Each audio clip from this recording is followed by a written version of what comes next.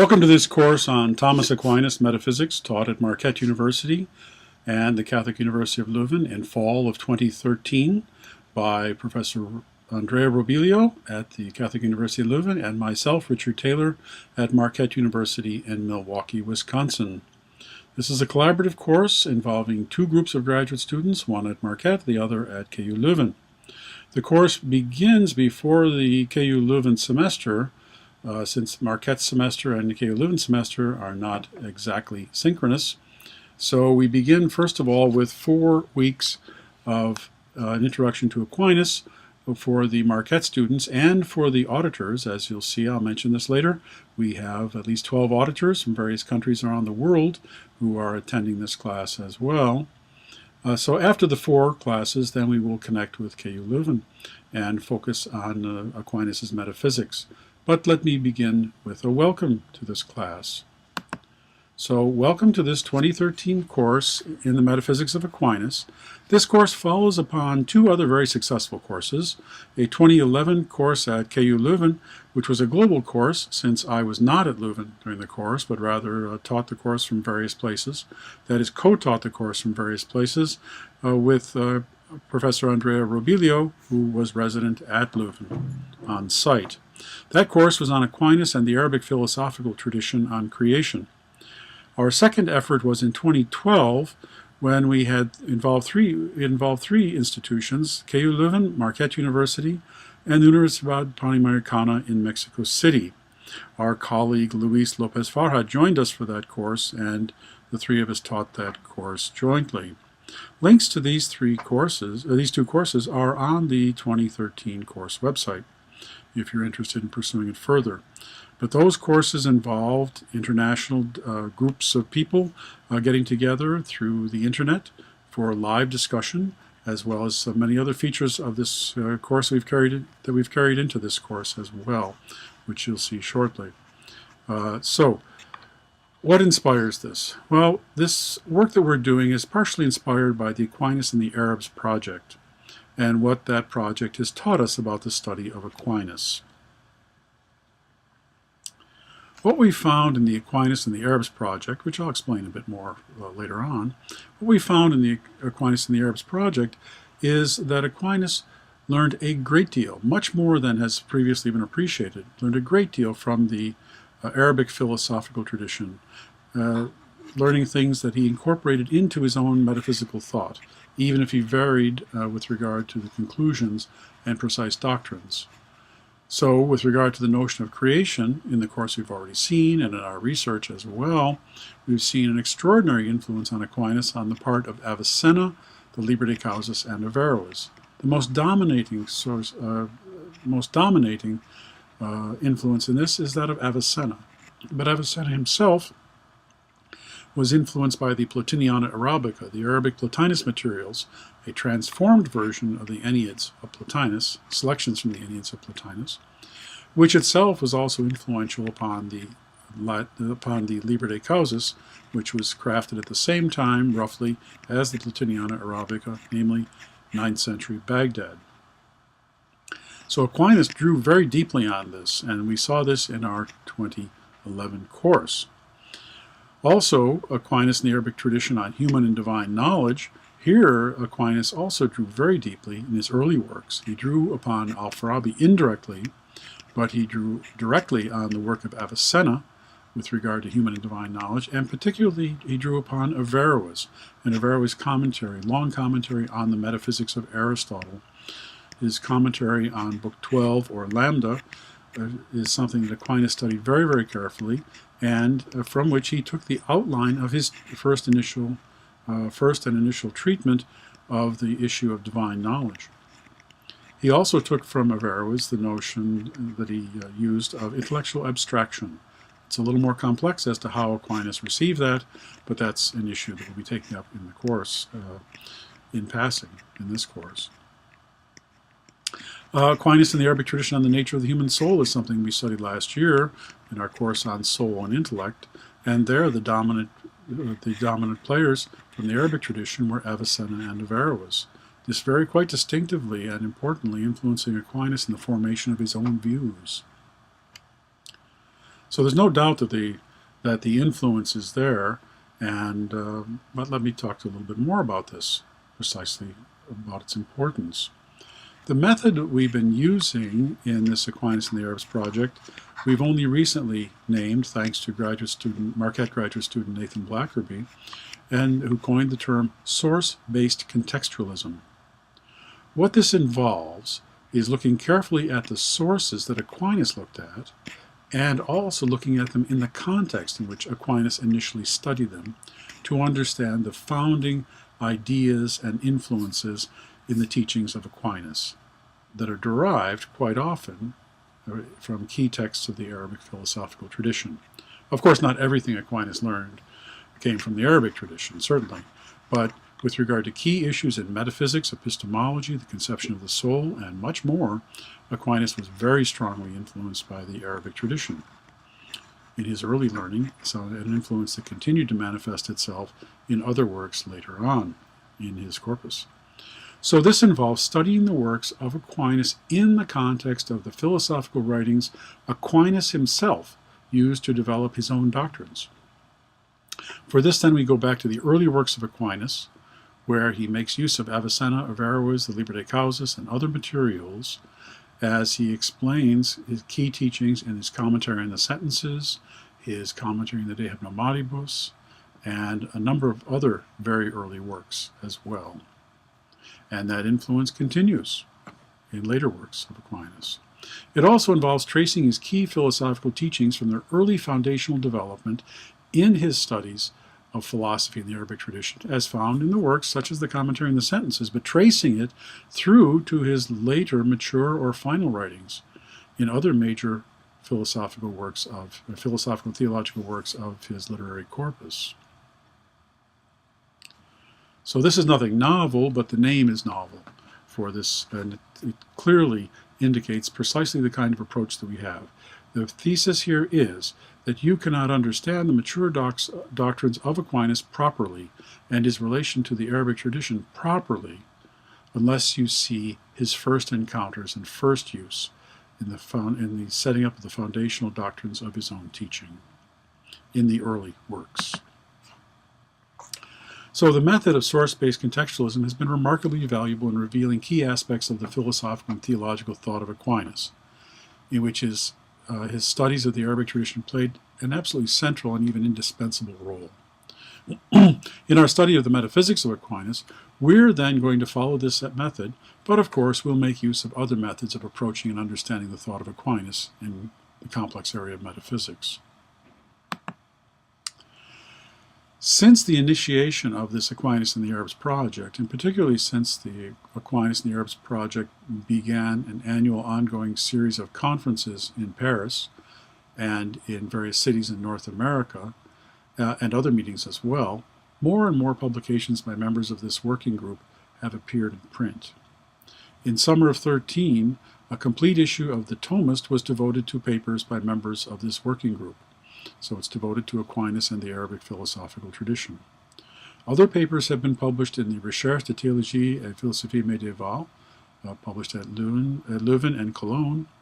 Still more have appeared elsewhere in print, and others are forthcoming, resulting from ongoing studies.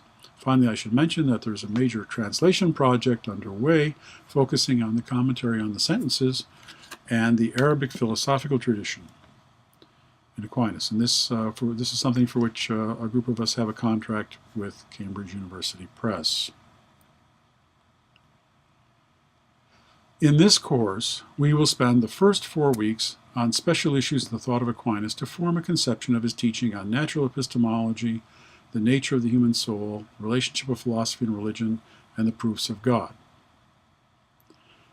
This is because at this time the KU Leuven students will not be with us. There's a difference between the semester beginning and ending points for KU Leuven and Marquette University, and as a result then Marquette begins 4 weeks before Leuven does and ends a couple of weeks earlier than Leuven. So after that 4 weeks where the Leuven students will not be with us, after that 4 weeks with the Marquette group, we will then join up with the KU Leuven class of graduate students to focus directly on issues of metaphysics. We'll do so with classes on the following topics: Aristotle and pre-Avicennian metaphysics in the Arabic tradition, the metaphysics of Avicenna and Averroes. I put Averroes here in parentheses because the dominant influence here will be that of Avicenna, but Averroes will be mentioned in passing. In fact, I have an essay for you on Averroes on creation that's relevant to his metaphysical thought, of course. Other topics include metaphysics and Aquinas' On Being in Essence, or De Ante et Essentia, metaphysical issues and Aquinas' commentary on the sentences. Those are those early works. Both of them are very early works, written at roughly the same time in the early 1250s. And then we will have 4 classes on Aquinas' exposition of a work called On the Hebdomads by Boethius. For Aquinas, this is an early, short, and closely reasoned treatise in which Aquinas sets out key metaphysical doctrines. And what we will find that at the base of those metaphysical doctrines is the metaphysics of Avicenna, modified by Aquinas, but importantly the metaphysics of Avicenna. Now, in studying the exposition on the Hebdomads, we are not going to just focus on that particular work itself, but also we want to look at instances throughout the corpus of Aquinas where the same issues are taken up, and see how the early teachings of Aquinas on metaphysics in this work were foundational for the later development of Aquinas. And, of course, as I've said, Aquinas derives much of what he does in a certain reading of Avicenna as well. Finally, the last 4 weeks of the course will have lectures on 4 different ways of conceiving the metaphysics of Aquinas, and these will be lectures by Professor Robilio. Now, in accord with what I said with regard to the syllabus, this means that the last 2 weeks of class meetings are optional for Marquette students, because Marquette's semester closes earlier than that of KU Leuven. Of course, those Marquette students who are interested are welcome to stay on as auditors in the class from any place they are in the world. We can make that arrangement if students are interested, but there are no requirements for students to continue with the course after the end of the Marquette semester. Of course, our procedures in these classes will not be just historically sensitive, as this method that I mentioned certainly is, but it will also be philosophical and pedagogical. That is, we understand that many students are learning this material for the first time. Our experience last year was that very quickly students could be brought up to a very high level and sophisticated level of understanding of the thought of Aquinas.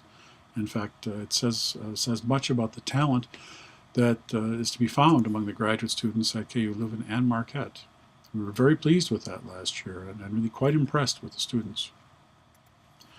To explain the class in terms of Aristotle's 4 causes, which I think is always a good idea, then let me proceed.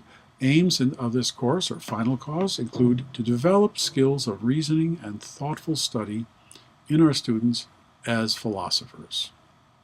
That's what we're here to do. We're here to do philosophy. We'll do translation. We'll do historical analysis. We'll do comparative studies. But what we're here to do is to do philosophy and understand philosophy. Of course, we'll also have to learn some theology as well, since Aquinas is first and foremost a theologian. Also, we want to develop critical understanding of the thought and insights of Aquinas on soul and intellect and metaphysics and other things that are relevant in the context of his engagement of sources from the Arabic tradition. Next, structure of the course, or formal cause. Systematic and critical study of key historical sources, followed by examination of the development of his teaching through major works from 1252 to his death in 1274, through select texts. So as I said before, when we study the early texts of Aquinas, we also want to reference his later teachings as well, so we can see the continuity, or even the connections if there is development. And of course, in a number of instances, Aquinas does further develop his teaching in his mature works. He goes beyond what he does in the early works. Although quite often, the foundations that are set in the early works continue to be stable throughout his career. Hence the value of the method we've proposed. Material cause, the course materials. And of course, the course materials consist of the selected texts of Aquinas and of other thinkers of the Arabic tradition in translation, or if you're able to read them in Arabic or Latin, that's just as fine as far as we're concerned, if not better. But we will certainly make available to you the texts in translation. Other course materials will be these video lectures, which there'll be 2 of about 30 minutes each for each class, and also selected secondary sources, which we will require in some cases, suggest in others, and then make available to you through a special optional additional literature page on the website. And finally, the fourth of the cause is the efficient cause. In this effort, the efficient causes are the instructors. That is Professor Robilio, myself, and of course you as motivated self-movers. Now, as for the course required assignments, just for clarity's sake then, let me review those. First of all, students are expected, and all participants, including the auditors, are expected to view the video literatures in advance of class. They're also expected to study the assigned texts and readings. Further, to be actively involved in the international online discussions with the Marquette D2L system. This will be a discussion board that we establish. All the auditors and the students in this class will be enrolled under D2L as students of the class, and will have access then to the discussion list. And we expect to have a lively discussion list, as we did last year with quite a bit of success. Also, we'll be forming student groups, working groups of teams for 7 sessions of classes. And for these 7 sessions, then the student team will first guide and stimulate online discussions, be responsible for preparing a 4 to 5 page report on key aspects of philosophical issues from the video, key text resources, and online discussions. And this document of 4 to 5 pages is to be submitted by noon the day before the class live meeting. And the students will also be responsible for initiating live international discussion with a short presentation of no more than 7 minutes on what they think is most important for us to address initially in the discussion period. This method proved to be extremely valuable last year, and we're delighted to continue with it. And finally, the course will involve, for all the students, preparation of a course paper in accordance with the standards and requirements of each student's program. The program at Marquette will require students to do a paper of 20 to 25 pages, whereas the KU Leuven students have a slightly different word length expected of them for the course. So back to Aquinas for just a few more remarks. So Aquinas died in 1274. This was after much of the assimilation of translations from the Arabic tradition, and as we'll see, Aquinas learned a great deal from his teacher Albert in this regard, although he was not controlled by the thought and analyses of Albert. Aquinas was really his own thinker and really had an insight of his own that was quite different from that of his teachers. Well, what we have to remember, of course, most of all, is that Aquinas was first and foremost a theologian and a doctor of the Church. But he was also a philosopher of extraordinary intellectual insight and breadth of understanding. It is really, for those who study Aquinas carefully, this is really quite astounding. It's almost as if Aquinas can read those Latin translations of Avicenna and Averroes and others and look right through them into what the issues must have been behind those texts. It's almost as if he can see the Arabic in a sense. No, he doesn't know Arabic. But, of course, he can see the issues, and he has an extraordinary grasp, even if the texts are not clear. Quite often, Aquinas understands the philosophical issues at stake. It's really quite impressive. It's quite astounding. But it just goes to show how very intelligent this man was. Of course, as were Avicenna, Averroes, and all of these people. I want to mention another thing in that regard, too. And I mention this to the class every year. That is a piece of advice. If you're in a room and you're studying, in a room alone and you're studying, and you're reading Plato or Aristotle or Avicenna or Averroes or Aquinas or other of these major thinkers, and if you think that something you're reading is just stupid, you should be assured that indeed there is someone in the room who is stupid. And it's not the philosopher that you're reading. That is, these philosophers are absolutely among the most brilliant human beings who have ever been on the face of this earth, and the most intelligent. Their mistakes are not simple mistakes. Rather, they're choices that they make with regard to fundamental principles in their doctrines. So none of these people are stupid. They're all brilliant. And they don't make simple mistakes. They make complicated choices that lead in directions that we may not prefer. So again, think of it that way. If you're reading a piece of Plato, or you're reading a piece of Aquinas, or you're reading a piece of Aristotle, and you think something stupid has been said, think about who in the room is stupid, and then reread the text and rethink it. So Aquinas is among these brilliant people, obviously. Now, Aquinas is also renowned for his metaphysical thought on God and creatures in terms of what's called the essence-existence distinction. But that distinction, of course, did come from Avicenna. That's quite clear. Aquinas took that over from Avicenna and refined it in his own way. And finally, Aquinas has had a persisting influence through the centuries, both for his theology and for his philosophical teachings. And while philosophically the study of Aquinas has been somewhat on the wane, nevertheless he has brilliant analyses of Aristotle and many other thinkers, and brilliant analyses of his own that continue to be of interest to many who study philosophy today. Now, among the major influences on Aquinas, then, we can list these. First, there's Aristotle.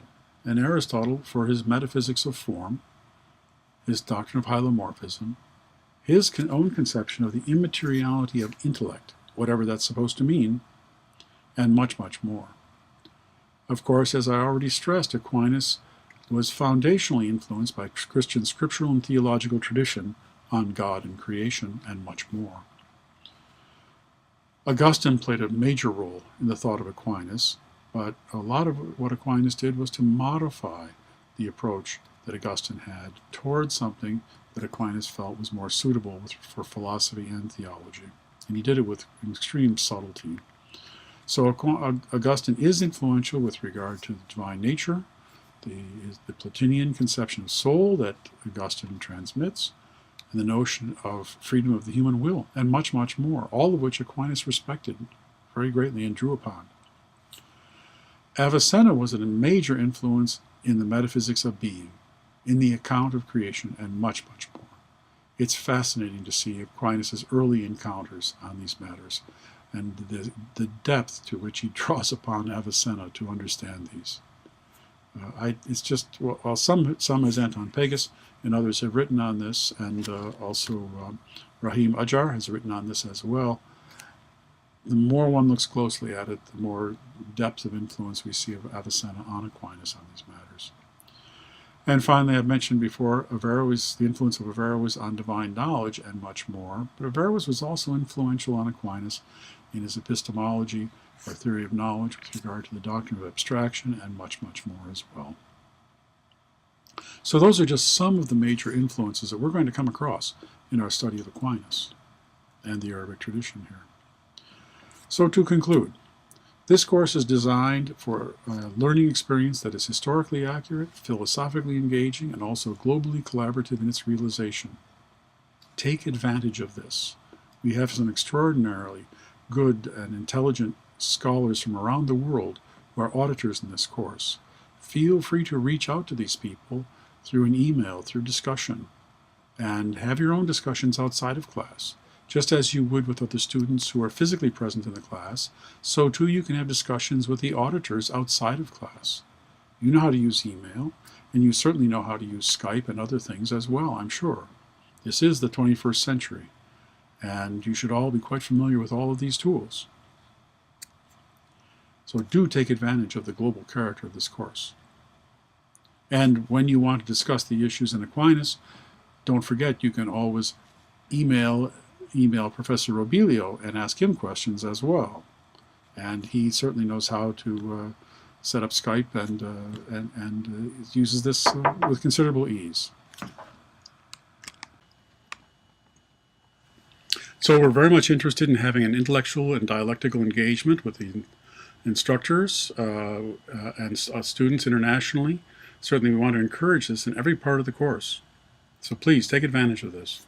At present, the course has 12 auditors from around the world who will join us on the 29th of August. More will enter the course on the 26th of September when the KU Leuven students begin their semester as well. So let this suffice for the introductory video.